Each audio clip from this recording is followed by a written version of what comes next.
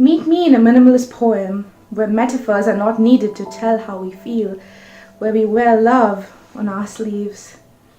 Monday. Today the sky was blue with a creamy white swirl and shades of grey in the midst of our lives. I was a bit happy, a bit sad, a bit overwhelmed and very distracted with the conversation I was having. It was one of those days when a turn into the familiar unknown leaves you joyous and breathless, but scared. The day of new beginnings and meetings with people that would take unexpected routes. I invited a perfect stranger home that night, a stranger who is now suddenly a very essential part of my life. Tuesday. Wrapped arms around me, waves of warmth and comfort crashing against my heart, breath sinking in rhythm to the music playing around us while the words lingered in the air a little longer. In complete silence. The gentle hammer beating against his ribcage was heard in between songs, the time I used to gulp down words and emotions and go against the tranquility flowing in my veins and the synonyms of trouble being screamed in my head. A flash of carcasses of buried memories and the urge to hold on a little tighter, and the sudden reflex of pushing him farther away because to me I was desolation. Wednesday.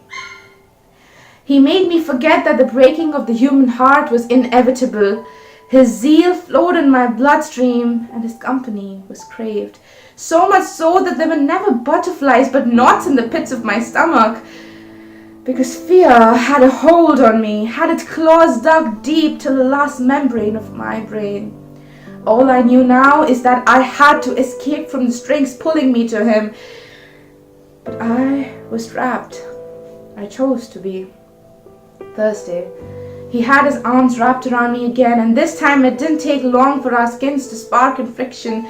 The thrill and joy was probably the same as when man discovered fire. The room was fuming with passion, and suddenly realization seeped into through the pores of my skin. This was never supposed to make me feel like an anchor, it just sunk my heart. Neither was it supposed to make me feel like my favorite sunset, nor was it supposed to make me feel. This was trouble and I had to escape. Friday.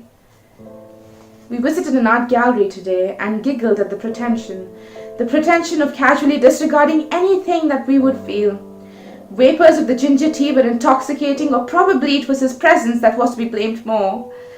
I felt shivers run under my skin every time our eyes locked, just the way I felt when our hands clasped for the first time and we sealed the deal with a kiss.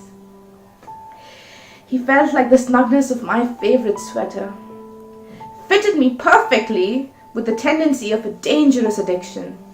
Saturday. My mind had officially stopped working and my fingers bled words onto paper, tripping in fear that once these words have escaped, there's no way to put them back in because they are not genies and we don't have magic lamps. He reminds me of autumn, killed multiple times, slowly and gently, one leaf at a time, and smile the prettiest smile while decaying. And then there are those few who love it, those who will wait and stay for it till seasons pass, till they meet their friend again. I wanted him to know that my heart really wants to stay, but that my skin refuses any touch but his. Sunday. The light in his eyes are not like the flickering streetlights guiding me home. Instead, he was home. I have been told that I take decisions impulsively and that love is a sensation that you think through and analyze. But to me, it is comfort and something that you either feel or you don't. To me, it's the sprouting of thorny flowers in your stomach, making you nauseous because you're afraid to be hurt again. It is you being able to breathe and not suffocate so that the other can breathe. It is you not drowning yourself to become a part of his ocean, instead merging like salt and water and naming it after you.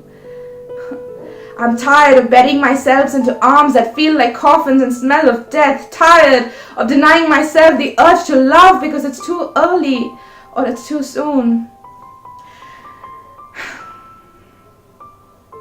I choose when I fall in love, and today I walked into the mouth of fear and I told him that I love him. I told him that I love him and that he was the cause of a wildfire to reignite, the one that has been doused with lies and laid damp enough for it to lose faith. And today, here I am taking a leap of faith and hoping he wants me the way I want him, hoping he stays and stays for a really long time.